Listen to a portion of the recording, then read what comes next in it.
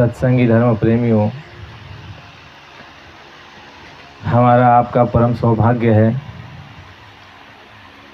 कि ऐसा अवसर जीवन में बार बार नहीं आता।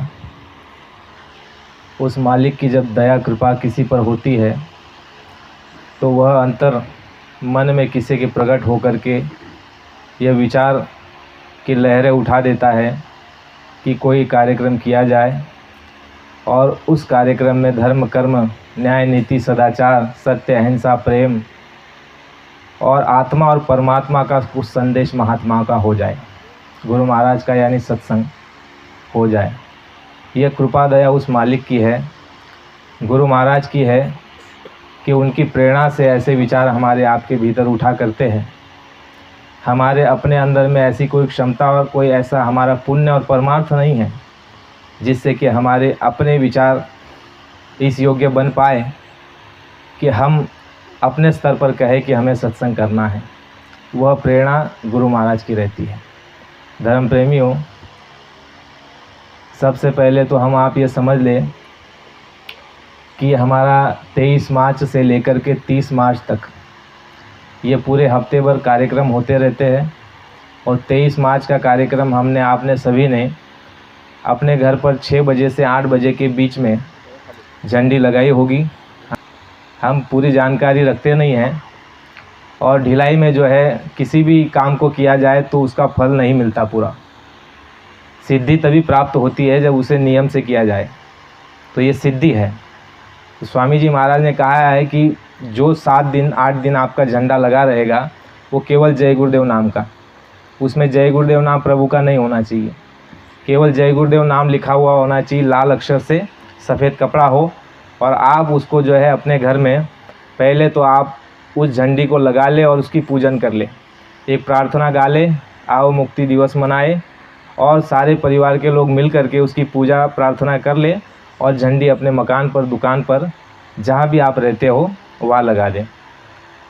स्वामी जी महाराज ने कहा कि वह झंडी आपको 30 मार्च को यानी उसी समय 6 बजे से 8 बजे के दरमियान में उसी झंडी को आपको निकाल करके उसकी पूजा विधि कर लेनी है।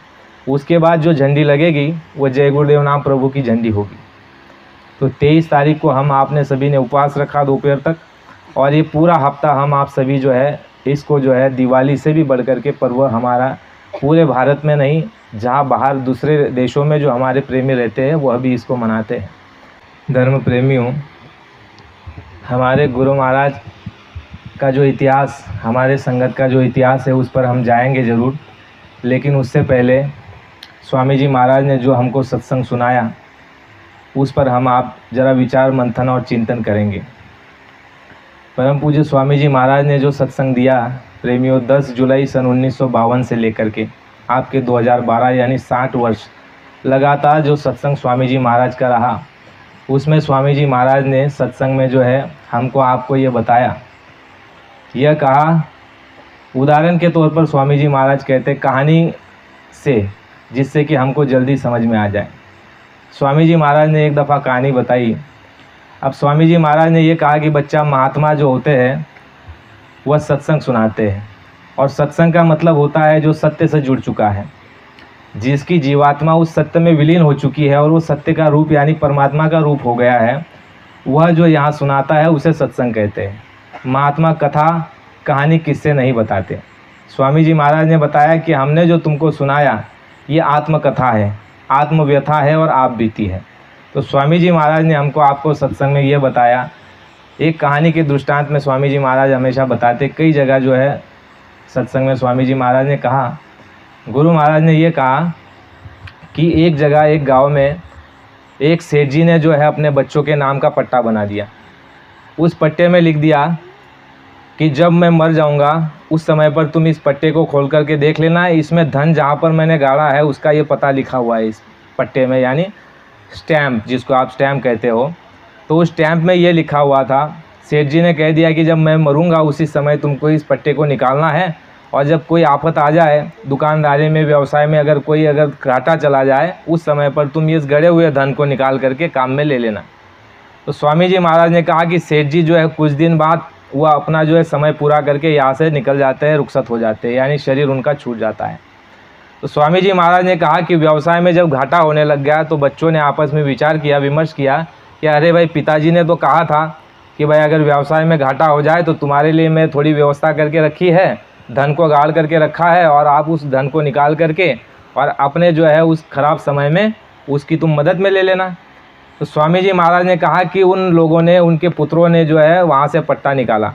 अब पट्टा में ये लिखा हुआ है कि कर विचार बजे चार, नैनन निरख निहार। नैनन यानी इन आँखों से देखो, निहारो और विचार करो।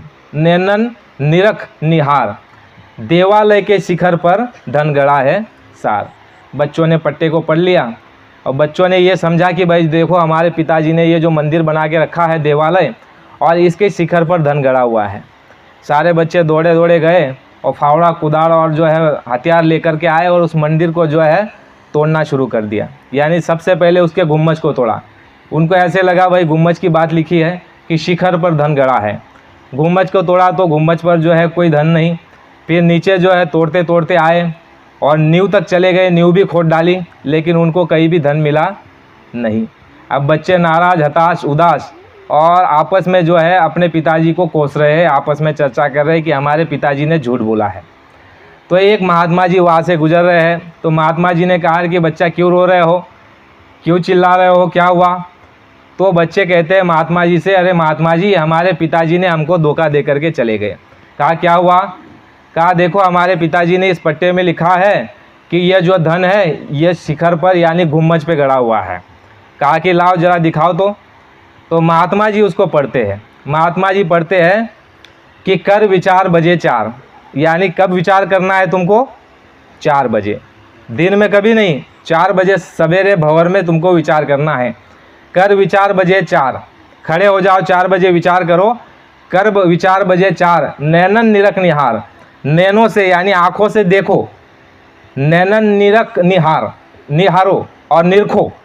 नैनन निरख निहार, देवालय के शिखर पर धन गड़ा है सार। अब बच्चों ने पढ़ा तो मंदिर को तोड़ दिया। अब महात्मा जी ने जब पढ़ा तो महात्मा जी ने कहा कि जैसे तुम्हारा पिताजी ने मंदिर बना करके रखा था वैसे ही मंदिर बना करके तैयार कर दो, मैं तुम्हारे धन को जो है तुमको वैसे के वैसे तुम्हारे हाथ में पकड़ा दूंगा। बच्चों ने कहा अरे महात्मा जी, हमारे धंधा व्यवसाय तो घाटे में चला गया और हम कहाँ से पैसा जुटाएं और मंदिर बनाए। महात्मा जी ने कहा कि कैसे भी करके जुटा लो, मैं तुमको विश्वास दिलाता हूँ कि जिस धन की तुम तलाश में हो, खोज में हो, कि वो धन प्राप्त करके तुम्हारे बुरे समय में, गाढ़े समय में तुम उसकी सहायता मदद से तुम जो है अपने व्यवसाय को ठीक ठाक कर लोगे। मैं वो धन तुमको जो है ला करके दिखा दूंगा और निकाल करके बता दूंगा। तो बच्चों ने किया, ब्याज से पैसा लिया, यहाँ वहाँ से उधार, और वैसे के वैसे नक्शा पड़ा हुआ था घर में, वैसे नक्शे को उतारा और कारीगर को बता दिया कि भाई ऐसे ही जो है मंदिर को बनवा दो। महात्मा जी ने कहा कि मैं तीर्थाटन के लिए जा रहा हूँ और जब मेरा समय पूरा हो जाएगा 2, 4, 6 महीने, मैं जब लौट करके आऊँगा तो तुम्हारा मंदिर मुझको बना मिलना चाहिए, मैं तुमको धन निकाल करके दिखा दूंगा। बच्चों ने जो है बड़ी मेहनत से और कारीगरों को जो है पैसा दे करके मंदिर वैसे के वैसे बनवा दिया। अब मंदिर बन गया। महात्मा जी कुछ दिन बाद वहाँ से गुजर रहे और आए तो बच्चों ने महात्मा जी को रोका, कहा महात्मा जी देखिए मकान, ये जो है आपका मंदिर बन गया। तो महात्मा जी ने कहा कि अभी नहीं, रात को मैं रुकूंगा, सुबह तुमको बताऊंगा। तो सुबह जब भंवर हुई 4 बजे तो महात्मा जी उठे और बच्चों को भी उठाया और कहा कि चलो मेरे साथ। बच्चे उठ करके आए और महात्मा जी ने बच्चों को खड़ा कर दिया कि यहाँ खड़े रहो। अब महात्मा जी देख रहे बराबर मंदिर के घूमच की ओर। अब मंदिर के घूमच की जो छाया है, परछाया है, परछाई वो पड़ रही है जिस जगह पर, उसी जगह महात्मा जी ने एक लकड़ी उठाई और वहाँ पर निशान लगा दिया और बच्चों को कहा कि लाओ वही फावड़ा कुदार और इस जगह पर जो है तुम धन को खोदो। लड़के गए दौड़े दौड़े और हथियार लेकर के आए और वहाँ खोदने लग गए। तो थोड़े ही नीचे गए तो खजाना निकल करके बाहर आ गया। तो स्वामी जी महाराज ने ये कहानी बताते हुए इसका परिप्रेक्ष्य ये कहा गुरु महाराज ने कि बच्चा, तुम जिस आनंद को खोज रहे हो, तुम जिस आनंद को बाहर खोज रहे हो वो कहीं और नहीं, वो तुम्हारे पास है। स्वामी जी महाराज ने इतनी सरलता से बताया। गुरु महाराज ने कहा कि बच्चा, अहो भाग्य तुम्हारे, परम सौभाग्य तुम्हारा कि अब की बार तुमको ये मनुष्य शरीर मिल गया। बच्चा, अभी ये दोबारा तुमको मिलने वाला नहीं। स्पष्ट रूप से गुरु महाराज ने कहा बच्चा, ये दोबारा अभी तुमको मनुष्य शरीर मिलने वाला नहीं है, क्योंकि तुमने ऐसे कोई शुभ कर्म किए ही नहीं है जिसकी वजह से तुमको दोबारा मनुष्य शरीर मिल जाए। गुरु महाराज ने कहा कि मनुष्य शरीर कब मिलता है? गुरु महाराज ने कहा कि जब अनंत जन्मों की पुण्याई आपकी इकट्ठा हो जाती है, पुण्यों का जब उदय होता है, उस समय पर मनुष्य शरीर ये हमको आपको मिलता है, और ये ऐसे नहीं मिलता। गुरु महाराज ने कहा तुम मनुष्य शरीर में आए हो तो सीधे नहीं डाल दिए गए, तुम हर योनि में जाकर के तुमने मार खाई है, दुख झेला है, तकलीफ उठाई है, परेशानी उठाई है, नाना प्रकार के कष्ट तुमने झेले हैं। गुरु महाराज ने हमारी आपकी बात बताई। स्वामी जी महाराज ने ये कहा कि इस जन्म में आने से पहले तुम कहाँ पर थे? महात्माओं ने कहा गुरु अर्जुन देव जी की वाणी है। गुरु अर्जुन देव जी तुम्हारी हमारी कहानी बताते हैं, किसी और की नहीं है। अगर मान लो मेरा जीवन चरित्र तुमको बता दिया जाए, मेरा इतिहास बता दिया जाए, तो तुमको क्या लाभ होगा? कुछ लाभ होगा? आपको तो अपने मतलब की बात चाहिए, अपने फायदे की बात चाहिए। तो स्वामी जी महाराज, सभी महात्मा, संत, महापुरुष, वह हमारी आपकी लाभ की बात बताते हैं, हमारी आपकी आप बीती बताते, हमारे आपकी अस्तित्व की हमको पहचान कराते हैं। जिस भूल भ्रम में हम हैं कि हम अपने आप को क्या समझते हैं कि मैं ये शरीर हूँ। अगर कोई कहेगा भाई एकनाथ कैसे दिखता है, ये देखो ये फोटो, ये एकनाथ दिखता है, तो हम अपने आप को ये शरीर ही मानते हैं। लेकिन स्वामी जी महाराज ने हमको आपको सत्संग में सुनाया कि बच्चा तुम शरीर नहीं हो, तुम चेतन अविनाशी अविकारी जीवात्मा हो, जिसके लिए धर्मशास्त्रों में भी वर्णन आता है कि ईश्वर अंश जीव अविनाशी, चेतन अमल, सहज सुख राशि। देखो कितनी ऊंची उपमा दी गई है आपको, हमको। गुरु महाराज हमारा आपका अस्तित्व, हमारी आपकी पहचान, हमारी आपकी हैसियत और ताकत बता रहे। गुरु महाराज ये कह रहे हैं कि ईश्वर अंश जीव अविनाशी, यानी है जीव, तुम अविनाशी हो, तुम्हें कोई मार नहीं सकता, काट नहीं सकता, जलाया नहीं जा सकता, गलाया नहीं जा सकता। जिसके लिए आपके महाभारत में भी श्री कृष्ण भगवान अर्जुन को कहते हैं कि है अर्जुन, नैनम छिंदम त्यस्त्राणी नैनम दहति पावक न चैनम क्लेद अंत्यापो न शोषयदि मारुता। हे अर्जुन, तुम कहते हो कि ये तुम्हारे दादा है, ये तुम्हारे गुरु है, ये तुम्हारे चचेरे भाई है, तुम इनको नहीं मार सकते। अर्जुन कहता है कि भगवान कैसे नहीं मार सकता? तो कृष्ण भगवान कहते हैं कि अर्जुन तुम इस शरीर को मार सकते हो, लेकिन इस शरीर के अंदर जो जीवात्मा बैठी है उसको तुम नहीं मार सकते। तो स्वामी जी महाराज ने हमको आपको यह कहा कि तुम चेतन अविनाशी अविकारी हो। अविकारी का मतलब क्या होता है? अविकारी का मतलब होता है कि जिसमें कोई विकार नहीं, जिसमें कोई ऐब नहीं, जिसमें कोई काम, क्रोध, लोभ, मोह, मत्स्य नहीं, अहंकार नहीं, जिसमें ईर्ष्या नहीं, घृणा नहीं, वह जीवात्मा रूप तुम हो। ईश्वर अंश जीव अविनाशी, चेतन अमल, सहज सुख राशि। कहा कि चेतन, चेतन का मतलब होता है जिसको मारा नहीं, काटा नहीं, जलाया नहीं, गलाया नहीं जा सकता, जिसकी कभी मृत्यु नहीं होती, उसको चेतन कहते हैं। और स्वामी जी महाराज ने कहा कि इस संसार में जितना भी तुम इन चर्म चक्षुओं से, चमड़े की आंखों से देख रहे हो, गुरु महाराज ने कहा कि ये सब नश्वर है, ये सब नश्वर है और सब परिवर्तनशील है, और ये मिथ्या है, और यह जो है जगत धोखे का है। जितना भी तुम अपनी आंखों से देख रहे हो, गुरु महाराज ने कहा ये सब परिवर्तनशील और ये नश्वर और ये धोखे का है। तो इसमें असली चीज़ क्या है? चेतन क्या है? जिसका कभी विनाश नहीं होता, वो कौन है? गुरु महाराज ने कहा कि केवल वो दो ही है। एक कौन है? आत्मा जो तुम हो, और एक है परमात्मा। ये केवल दो ही ऐसी शक्ति है जिनका कभी विनाश नहीं होता। तो स्वामी जी महाराज ने कहा कि महात्मा जो सुनाते हैं वो सत्संग, यानी महात्मा सत्य से जुड़ चुके हैं, और वो जो बात बताते हैं वो सत्य बात बताते हैं और सत्य के लिए बताते हैं। सत्य क्या है? आत्मा और परमात्मा। गुरु महाराज ने कहा चेतन अविनाशी अविकारी, और गुरु महाराज ने कहा सहज सुख राशि, यानी जीवात्मा जो है ये सहज सुख की राशि है। आप कहते हो ना कि भाई मेरा नाम ये है तो मेरी राशि कौन सी है? फिर जब ब्राह्मण देवता आपको राशि बता देगा तो फिर आप कहते हो कि मेरे ऊपर शनि का कोप है क्या मैं मांगलिक हूँ क्या, मंगल ग्रह मेरे ऊपर है क्या? तो जैसे हमारे आपके नाम के ऊपर जो कोप है, जो राशि है, वह दुख की है, लेकिन महात्माओं ने कहा कि जीवात्मा की जो राशि है सहज सुख राशि, यह सहज सुख की राशि है। तो स्वामी जी महाराज ने हमको आपको बता दिया कि तुम पहले जीवात्मा हो, चेतन अविनाशी अविकारी हो। तुम्हारा जो है जीवात्मा में किसी प्रकार का विकार नहीं, उसको नष्ट नहीं किया जा सकता, और ये अपने आप में ये आनंद स्वरूप है, अपने आप में ये जो है सुख का स्वरूप है। ये स्वामी जी महाराज ने हमको आपको बताया। दूसरी बात गुरु महाराज ने कहा कि जब तुम जीवात्मा हो, तो ये धर्मशास्त्रों में भी मिल गया महाभारत में, लेकिन महाभारत में ये तो मालूम पड़ गया कि तुम जीवात्मा हो, लेकिन महाभारत और धर्मशास्त्रों में आपको ये कभी नहीं बताया गया, ना ही किसी जगह जिक्र है कि तुम्हारा सच्चा वतन कौन सा है किसी कोई ज्ञानी होगा तो बैठा उनको मालूम होगा। आपके 4 वेदों में नहीं है, 18 शास्त्रों में नहीं है, आपके पुराणों में नहीं है, बाइबल में नहीं है, हदीस में नहीं है, गुरु महाराज ने कहा 6 शास्त्रों में नहीं है। ये वर्णन किसी जगह नहीं है कि गुरु महाराज ने कहा तुम्हारी जो जीवात्मा है ये अनादिकाल से उस सतपुरुष के देश से, सतलोक से, अनंत अनादिकाल से तुमको इस मृत्युलोक में उतारा गया है और तुम तब से लेकर के अब तक लख 84 में जा रहे हो, आ रहे हो, मार खा रहे हो, नाना प्रकार की योनि में मारे गए, काटे गए, पीसे गए, रुलाए गए, सताए गए, पेड़ में, पंछी में, कीड़े में, मकोड़े में, गाय में, कुत्ते में, बैल में, भैंस में, भूत में, जिन्न में, जिन्नात में, देवी में, देवता।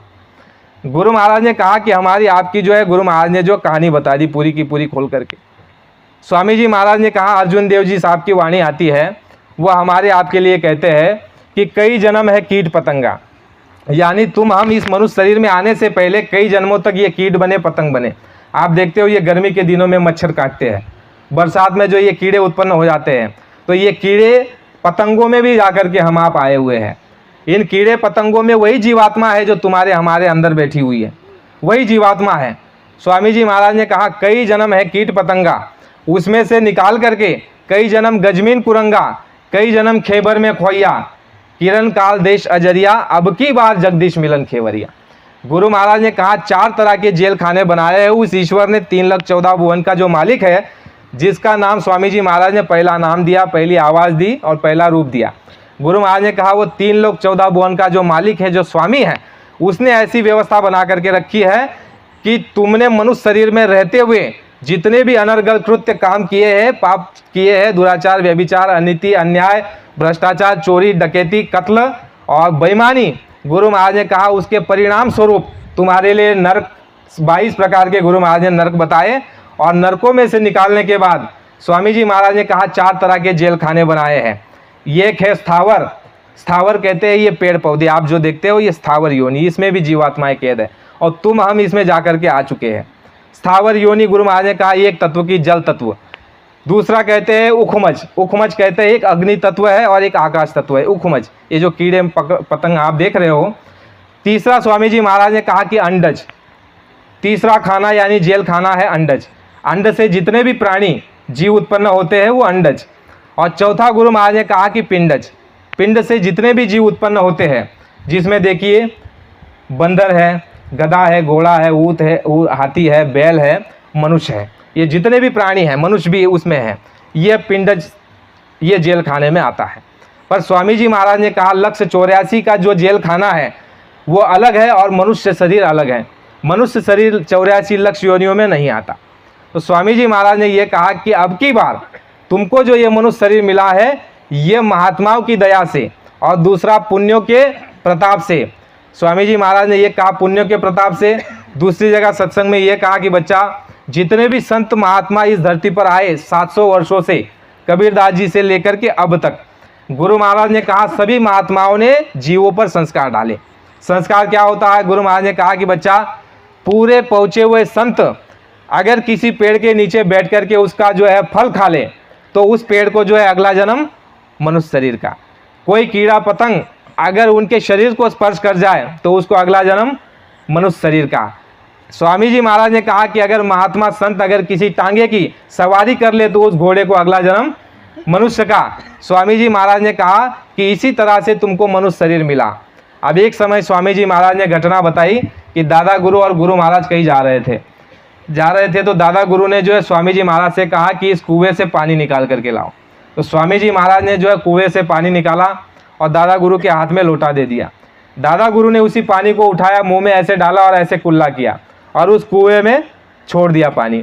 अब स्वामी जी महाराज हाथ छोड़ करके खड़े हो गए और पूछने लग गए कि गुरु महाराज ये आपने क्या किया?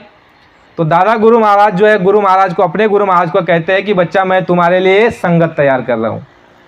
क्या तैयार कर रहा हूँ? संगत तैयार कर रहा हूँ।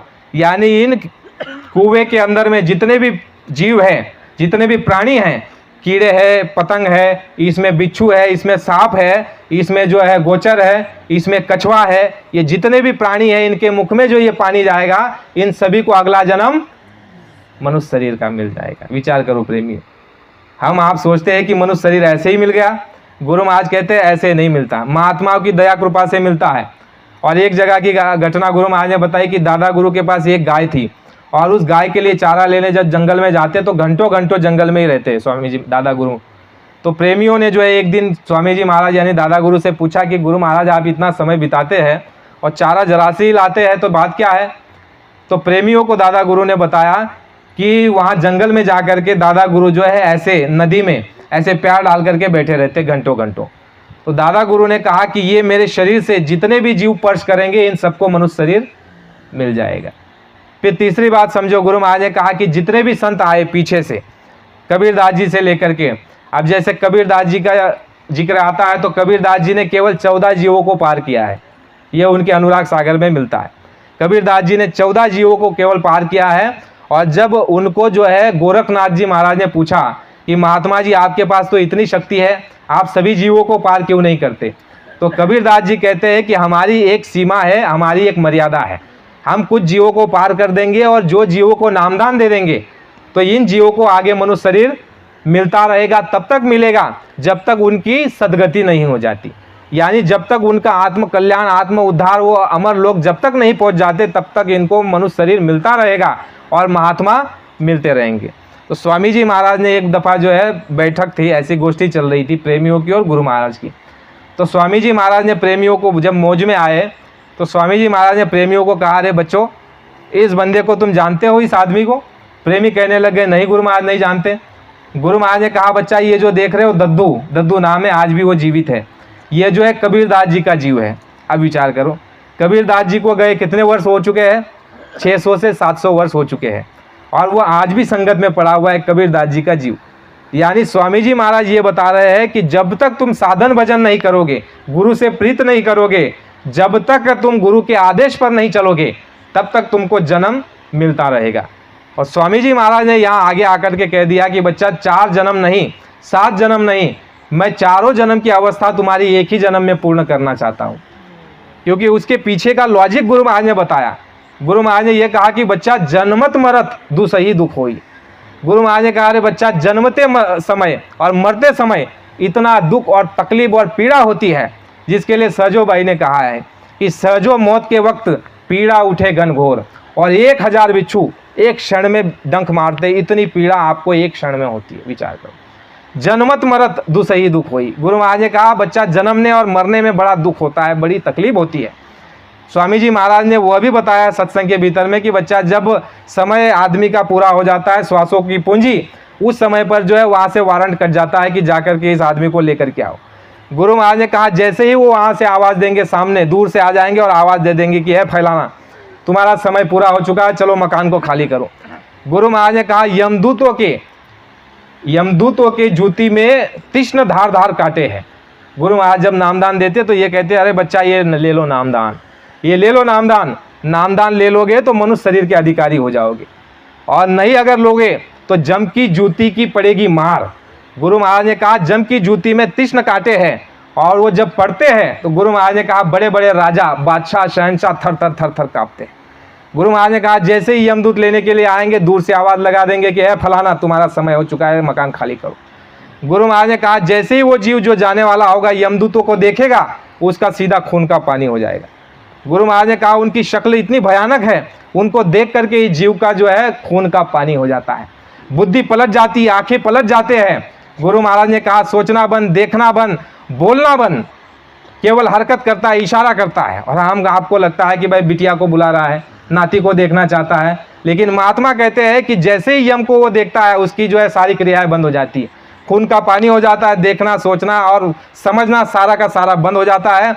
गुरु महाराज ने कहा जैसे ही आते हैं और जीव को ले जाना चाहते हैं, जीव जाता नहीं है। गुरु महाराज ने कहा यम के जूतियों में कांटे होते हैं और तीक्ष्ण धार धार हथियार उनके पास होते हैं, और ऐसी मार पड़ती है। गुरु महाराज ने कहा कि वो ये नहीं देखते कि तुम करोड़पति हो, तुम साहूकार हो, तुम जमींदार हो, तुम जो है बड़ी ऊंची जाति के हो, तुम अहदेदार हो, तुम आमदार हो, खासदार हो, बड़े वकील हो, वो कुछ नहीं देखते। तुम धनवान हो, ज्ञानवान हो, रूपवान हो, कुछ नहीं। तुम ज्ञानवान हो, ज्ञान भी वह काम नहीं आता। गुरु महाराज ने कहा वह ज्ञान भी काम नहीं आता, और जब यमदूत आते हैं लेने के लिए तो ऐसी मार लगाते हैं आप जाना नहीं चाहोगे। और ऐसी मार लगाते हैं, गुरु महाराज ने कहा कि ये 72,000 नाड़ियाँ आपकी यहाँ से लेकर के पूरे शरीर में फैली हुई, ऐसी मार लगाते हैं कि सारी नसें आपकी यहाँ से जो है तड़ तड़ तड़ तड़ तड़ तड़ टूटने लग जाती। गुरु महाराज ने कहा कि ऐसी अवस्था, ऐसी हालत में वो जीव को खींच करके ले जाते हैं। प्रेमियों, आसान बात नहीं है। गुरु महाराज ने कहा जो आपको ध्यान की क्रियाएं कराई जा रही है, गुरु महाराज ने कहा ये जीते जी मरने का रास्ता है, जीवत मृतक हो ही रहे तजो खलक की आस। महात्माओं ने कहा कि मरने से पहले मर जाओ, वो आवे और वो कहे कि भाई तुम्हारा समय पूरा हो गया, चलो निकलो यहाँ से। स्वामी जी महाराज ने कहा कि महात्माओं से रास्ता जरिया ले लो, महात्माओं से दिशा ले लो, रास्ता ले लो, साधन भजन करके जीते जी मर जाओ, जीते जी मर सकते हो। गुरु महाराज ने कहा जीते जी मर जाओ। आपने देखा होगा हमारे ईश्वर लाल जी शास्त्री हुए, ईश्वर लाल जी शास्त्री को बहुत से प्रेमी जानते हैं। उन्होंने जाने से पहले बता दिया था कि हमारा समय इतने बजे इतने दिन को हमारा समय पूरा हो जाएगा और जो है हम गुरु महाराज के साथ चले जाएंगे। अब विचार करो, गुरु महाराज ने कहा जो साधक प्रेमी होते हैं, जिनकी साधना बनती है, महात्मा उनको 7 दिन पहले आकर के बता देते कि बच्चा, ये अपने प्रेमियों की बातें हैं बहुत सारी। गुरु महाराज ने सत्संग में कहा कि जब सत्संगी साधक जो साधना में जाता आता है, उसको गुरु महाराज पहले बता देते हैं कि बच्चा 7 दिन बचे हैं, इतना ही समय तुम्हारे पास है, इसमें जो तुम्हारा बीच में कई रुकावट है, बीच में कोई स्थान छूट गया है, इसको तुम पूरा कर लो, पूरा कर लो और अब की बार यहाँ से निकल चलो, दोबारा तुमको मनुष्य शरीर में भेजने की मौज नहीं है। तो ऐसी अवस्था में देखो क्या होता है मालूम है आपको, ऐसी अवस्था में आपके ऊपर पीड़ा भी आ सकती है। यानी जो कर्म को आपको अगले जन्म में भोगना है, उसको स्वामी जी महाराज जो है दया करके बर्दाश्त की ताकत भी देते हैं और दया करके इसी जन्म में भुगताते हैं। हमारे प्रेमी बैठे होंगे, इनको आप पूछना, शास्त्री जी बड़े बीमार रहते थे, आखिरी समय में बीमारी की अवस्था में रहते थे और ऐसी अवस्था में रहते थे कि सांसारी आदमी अगर देखेगा तो वो शंका में आ जाएगा। लेकिन ये महात्माओं की दया दृष्टि और उनकी मौज रहती है, उनकी जो है खेल रहता है कि वो थोड़े से तकलीफ में जो है जीवों का निपटारा करके यहाँ से हमेशा से छुड़ा ले और अमर पद अमर उस मालिक के लोग तक पहुँचा दे। गुरु महाराज ने कहा जो साधक जिनकी साधना बनती है, उनको 7 दिन पहले आकर के बता देते हैं कि बच्चा बोरिया बिस्तर बांध के रखना, इतने समय में तुम्हारा जो है समय पूरा हो जाएगा, बोरिया बिस्तर बांध करके रखना। और देखो प्रेमी, कभी भी याद रखना, जो सत्संगी का समय पूरा होने वाला है, उसके इर्द गिर्द परिवार के लोगों को नहीं रहने देना जहाँ तक हो सके, क्योंकि परिवार में उस समय अगर सत्संगी का मोह चला गया तो दोबारा उसको यहाँ पर आना पड़ेगा। क्योंकि कहा गया है कि आखिरी समय में जहाँ तुम्हारी आशा रहेगी वही तुमको बासा मिल जाएगा। तुम पुण्यात्मा हो, तुम साधक हो, तुम बाबा जी के प्रेमी हो, तो तुमको लक्ष्य 84 नहीं मिल सकती, मनुष्य शरीर ही मिलेगा, लेकिन फिर ठोकरें खानी पड़ेगी। तो इसके लिए देखो बाबा जी ने नियम बताया कि जो सत्संगी का समय पूरा होने लग जाए, मालूम पड़ जाए, तो देखो प्रेमियों, उसको अस्पताल में ले जा करके इंजेक्शन मत लगवाना। गुरु महाराज ने मना किया है, इंजेक्शन उसको मत लगवाना, उसको घर पर ही पड़े रहने देना। और आखिरी समय में जब स्वामी जी महाराज का दर्शन होने लग जाए तो समझ लेना कि आपका समय पूरा हो गया। साधक जो रहेगा, साधना जिसकी बनेगी, उसको 7 दिन पहले आकर के बता देंगे बच्चा तुम्हारा समय पूरा होने वाला है, कम समय में तुम अपनी जो रुकावट है, जो बचा हुआ है, उसको पूरा कर लो और थोड़ी बर्दाश्त कर लेना, आखिरी समय में थोड़ी पीड़ा होगी। बीकू भाई देसाई, उनके धर्मपत्नी को आपने देखा होगा, बीकू भाई को आप पूछना, उनकी धर्मपत्नी को आखिरी समय में समय पूरा होने से पहले बड़ी पीड़ा हुई थी। बीकू भाई कहते हैं कि मुझसे देखा नहीं जा रहा था, इतनी उसको पीड़ा हो रही थी। मुझे भी कहा उन्होंने कि हमको भी शंका ऐसी हो गई कि अरे भाई गुरु महाराज की प्रेमी है, भक्त है और इसको इतनी पीड़ा। लेकिन आखिरी समय में उस प्रेमी ने, गुरु बहन ने कह दिया कि मैं तो जा रही हूँ गुरु महाराज के साथ। यानी प्रेमियों, ये परिप्रेक्ष्य को आपको समझना पड़ेगा, वरना अर्थ का अनर्थ हो जाएगा, आप और हम अपनी हानि कर लेंगे। इसको अच्छे से समझना है, यह रास्ता बिल्कुल उल्टा है। जैसे मछली पानी की विरुद्ध दिशा में चलती है, वैसे संत मत है। सांसारिक दृष्टिकोण अलग है, काल मत के दृष्टिकोण अलग है, दयाल मत के दृष्टिकोण अलग है। दयाल मत के दृष्टिकोण देखो क्या है, आप कहते हो कि संतों के साथ रहने वाले बड़े भाग्यशाली, ऐसे ही मानते हैं ना। बाहरी दृष्टिकोण यही है कि जो महात्माओं के साथ रहेंगे वो बड़े भाग्यशाली है। लेकिन स्वामी जी महाराज ये कहते हैं कि बच्चा, महात्मा सुअर को पालते हैं, जैसे म्युनिसिपालिटी वाले सुअर को पालते हैं, वैसे महात्मा भी जो है उस तरह से जो है ऐसे काल के जीवों को पालते हैं। क्योंकि बाहर से जो आता है गंदगी, उसकी सफाई और शुद्धि के लिए महात्मा ऐसे को पालते हैं अपने पास। दूसरी बात गुरु महाराज ने कही कि बच्चा, दूर रहने वाला पास रहने वाले से अच्छा है। वो कैसे? जैसे गाय का बछड़ा समय पाते ही अपने माँ का यानी गाय का दूध पी करके वापस चला जाता है, लेकिन पास रहने वाला यानी जो कथनी रहती, क्या कहते हैं उसको, कथनी, जो कीड़ा रहता है गाय के स्तन में चिपका रहता है, वो गाय का खून चूसता है। तो क्या हुआ, आप और हम यही सोचते रहे कि पास रहने वाले बड़े बड़े जो है पुण्यात्मा है, धर्मात्मा है, लेकिन गुरु महाराज ने कह दिया कि पास रहने वाले महात्मा का खून चूसते हैं। पास रहने वाले को कभी अवतारी मत समझना। देखो, पास रहने वालों के लिए 2-3 वचन सुन लीजिए, समय अभी है हमारे पास। जो शिष्य कहलाते हैं, जिनको गुरु दरबार में मान मिलता है और हमेशा पास रहते हैं, उन्हीं के ऊपर भूत सवार होता है। भाई साहब, भूत सवार होता है कि नहीं? आप अनुभव भी कर रहे हो और नहीं हो रहा होगा तो आप नुकसान करके अनुभव करोगे। गुरु महाराज की वाणी समझो।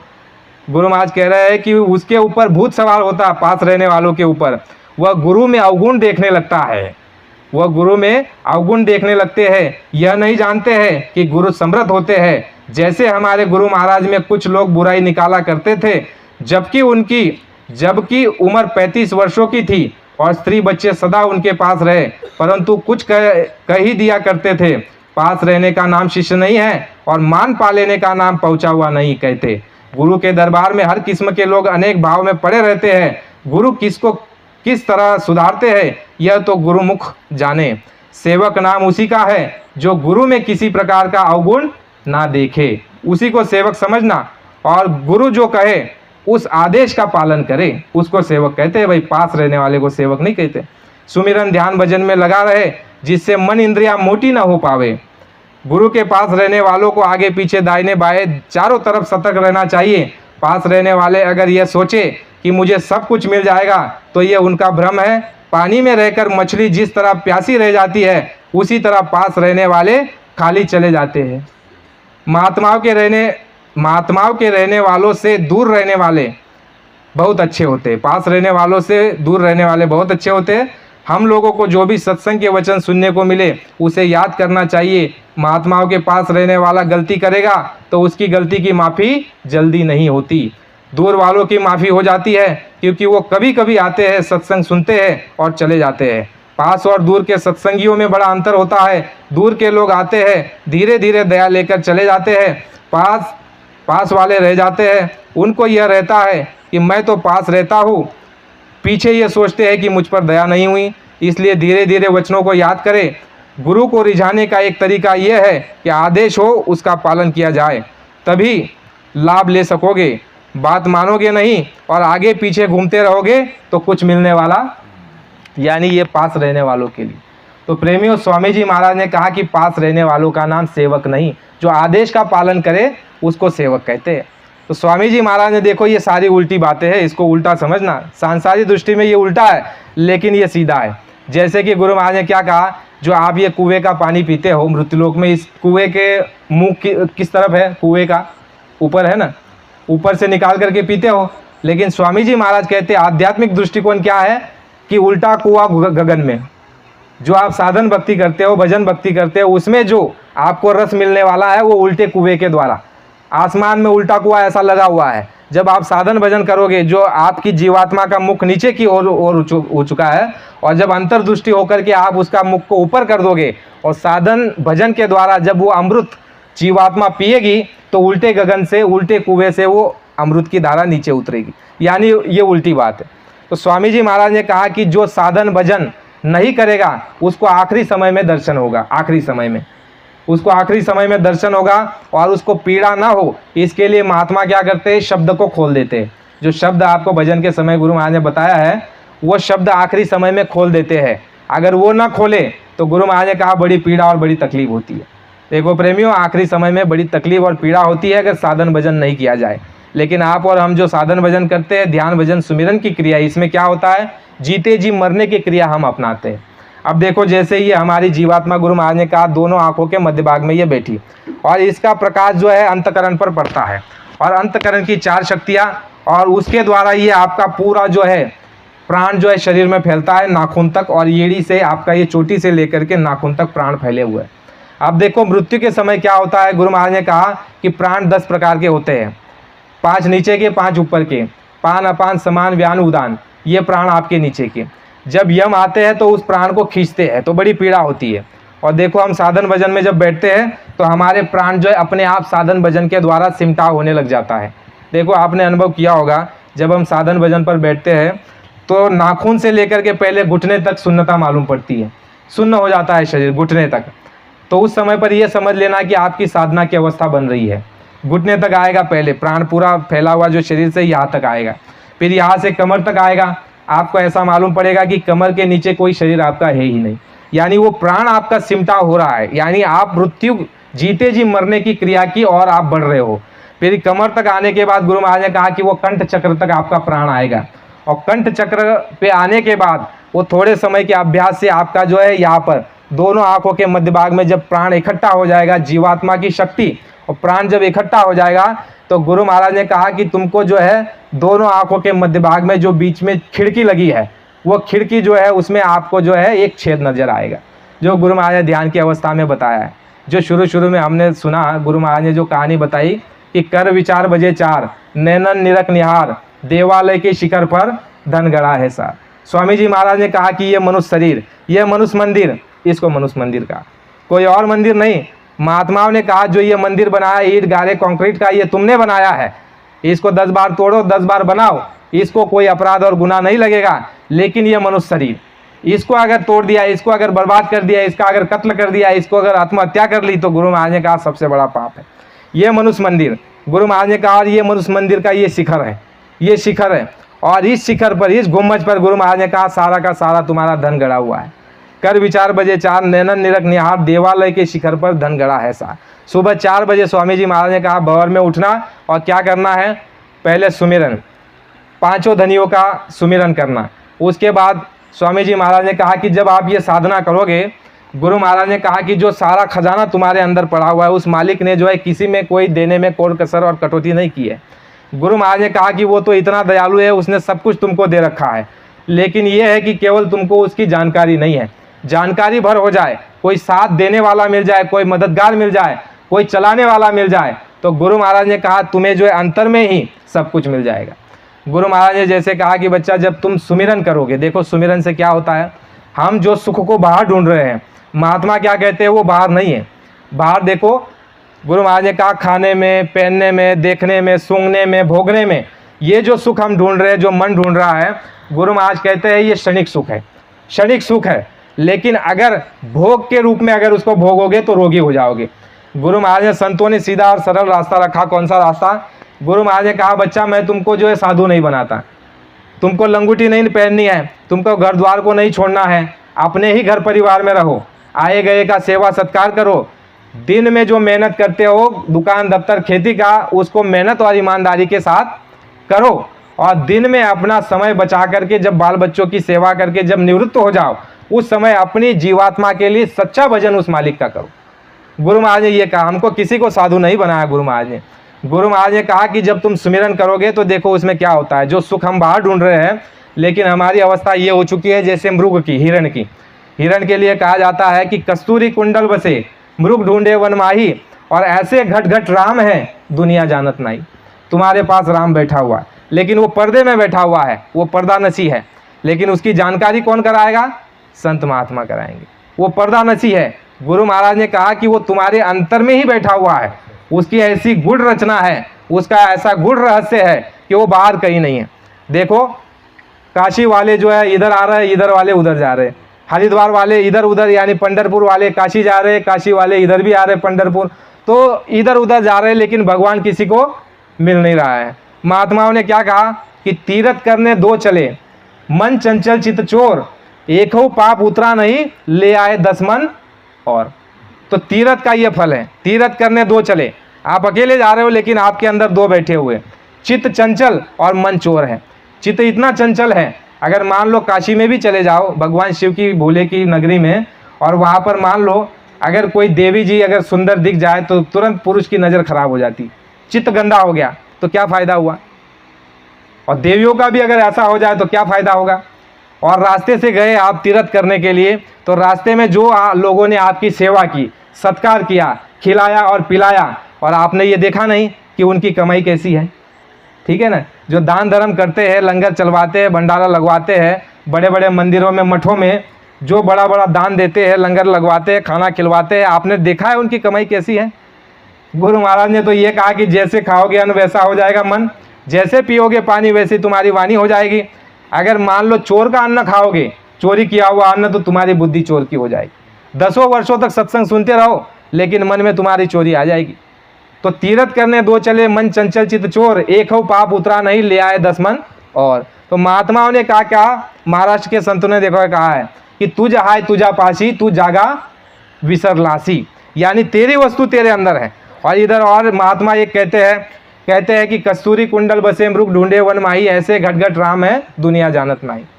स्वामी जी महाराज ने और अन्य महात्माओं ने ये भी कहा, गुरु महाराज कहते हैं कि जैसे चकमक के पत्थर में आग निकलती है और गन्ने में शक्कर होती है, गुड़ होता है, और जैसे मेहंदी हरी होती है पत्ता, और जब उसको पीसोगे सुखाओगे तो उसकी लाली नजर आती है।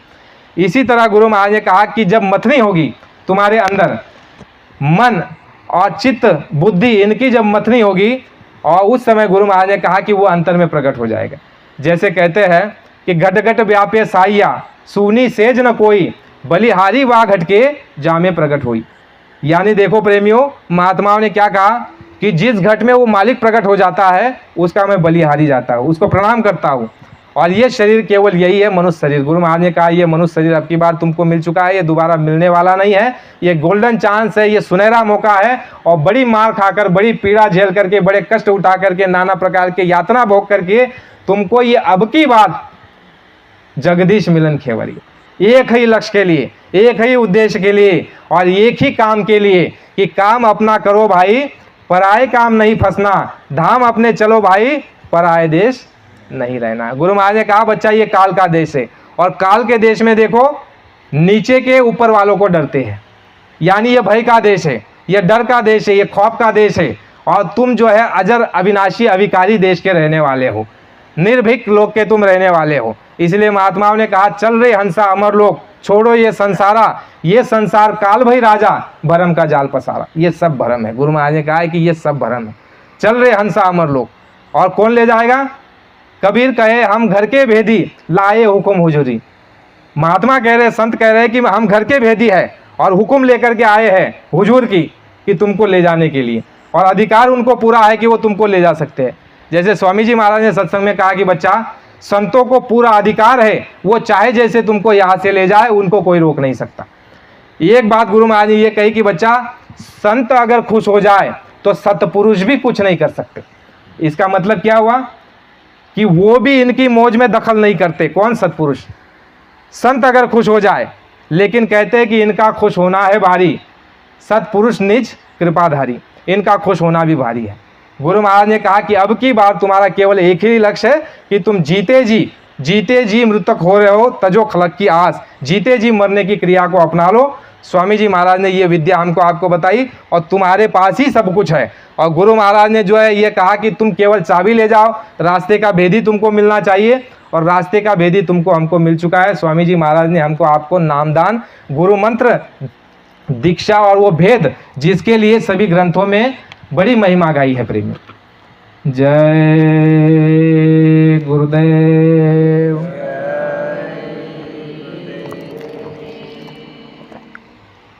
पहली महिमा तो ये गाई है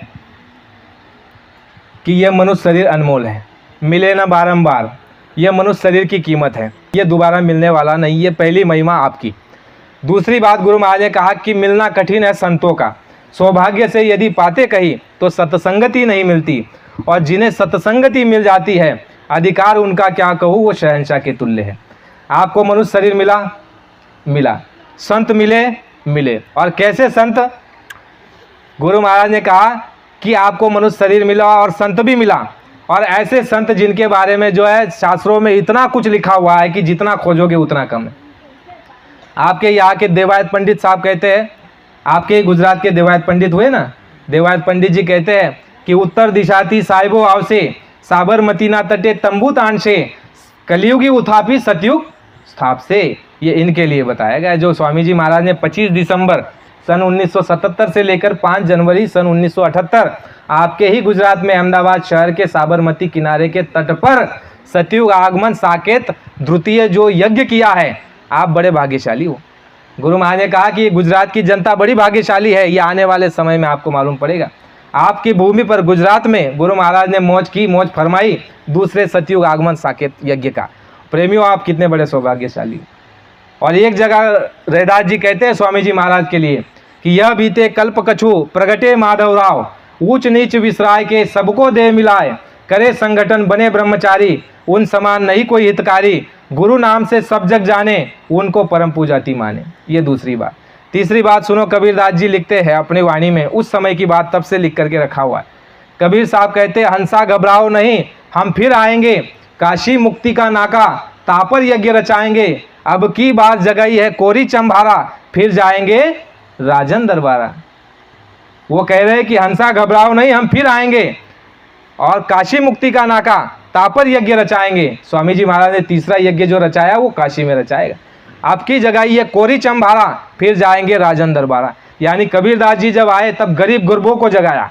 और देखो बाबा जी ने इस बार जब आए कबीरदास जी, गुरु महाराज ने कहा ना कि बच्चा मैं कबीर बनकर, रैदास बनकर, नानक बनकर, पलटू बनकर मैं तुम्हें जो है जगाने के लिए आया, लेकिन तब तुम भी नहीं माने और आज भी मैं तुमको चेता रहा हूँ, जगा रहा हूँ।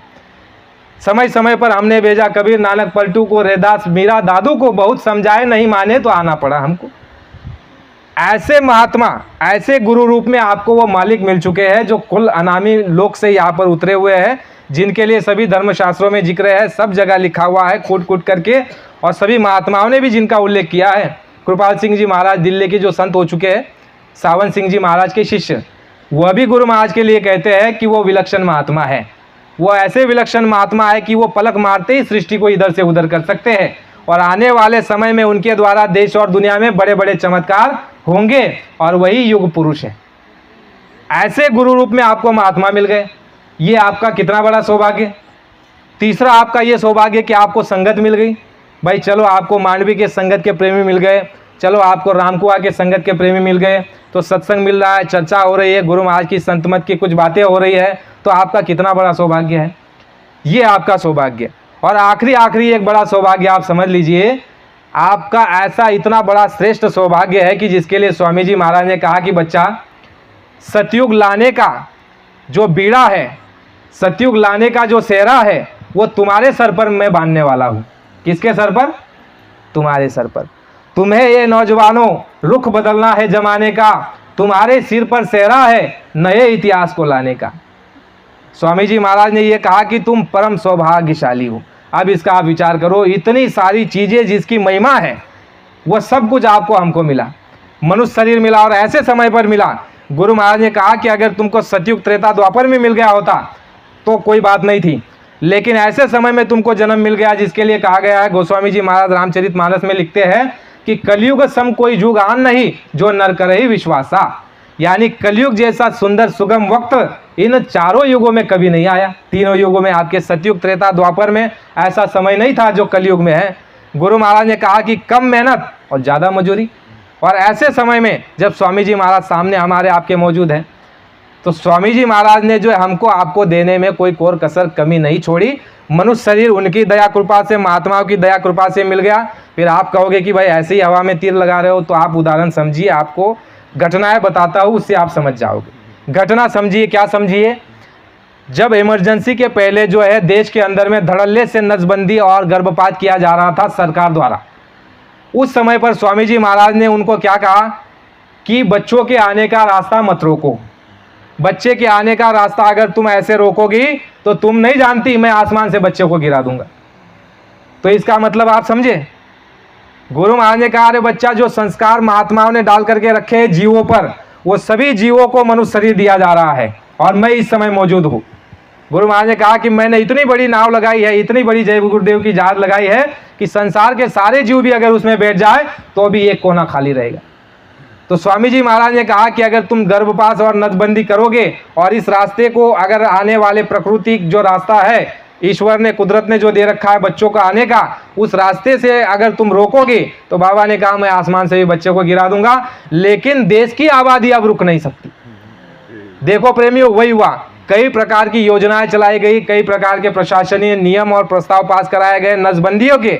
लेकिन है प्रेमियों, विचार करो, गुरु महाराज 1986 में कहते बच्चा, देश की आबादी 200 करोड़। कितनी? 84 करोड़ नहीं है। बाबा जी ने कहा बच्चा देश की आबादी 2 अरब की, 200 करोड़ की, अगर कोई 84 करोड़ का है तो झूठ बात है। फिर पत्रकारों ने एक जगह पूछा कि बाबा जी आप ऐसे कैसे कह सकते हो कि इतनी आबादी। बाबा जी ने कहा कि बच्चा जो चुनाव में हमने कैंडिडेट खड़े किए, दूरदर्शी स्थापना की 24 मार्च सन 1980 को स्वामी जी महाराज ने अहमदाबाद में, आपके ही गुजरात, आप बड़े सौभाग्यशाली हो, आपके ही गुजरात में दूरदर्शी का निर्माण स्वामी जी महाराज ने किया अहमदाबाद में। तो उसके बाद पत्रकार के सम्मेलन में पत्रकारों ने प्रश्न किया कि बाबा जी आप तो महात्मा आध्यात्मिक गुरु, आपको राजनीति में कैसे आने की इच्छा हुई, कैसे सूझी। बाबा जी ने कहा कि बच्चा समय समय पर हम अपने बच्चों का आदेश देते हैं कि जाकर के राजनीति में देखो कि कहाँ चूक और भूल हो रही है, उसको समझने के लिए इस काम को हमने किया। तो बाबा जी आपने क्या भूल और क्या कमी निकाली, पत्रकार पूछ रहे। तो स्वामी जी महाराज ये कहते, अरे बच्चा हमने इसमें से एक बात, कई बातों को समझा। बाबा जी ने कहा कि देखो बच्चा, जो चुनाव हुआ उस चुनाव में 42.5 करोड़ लोगों की वोटिंग हुई। विचार करो, 42.5 करोड़ लोगों की वोटिंग हुई, आंकड़े के साथ बोल रहे। फिर कह रहे हैं कि जैसे 60 के ऊपर जो हो जाएगा उसकी जो है वोटिंग नहीं, जो 18 से नीचे होगा उसकी वोटिंग नहीं, यानी बीच के ही कुछ प्रतिशत लोगों ने वोटिंग दी, उसमें से भी 100% वोटिंग कभी नहीं होती। ठीक है। और एक घर में देखो, पुराने समय में, आज के समय में आपके घर में 2 ही बच्चे 3 ही बच्चे होते हैं, हमारे काका को पूछो। हाँ, इनके समय में यानी मेरे पिताजी के समय में एक घर में 7-7 8-8 बच्चे हुआ करते थे, होते थे।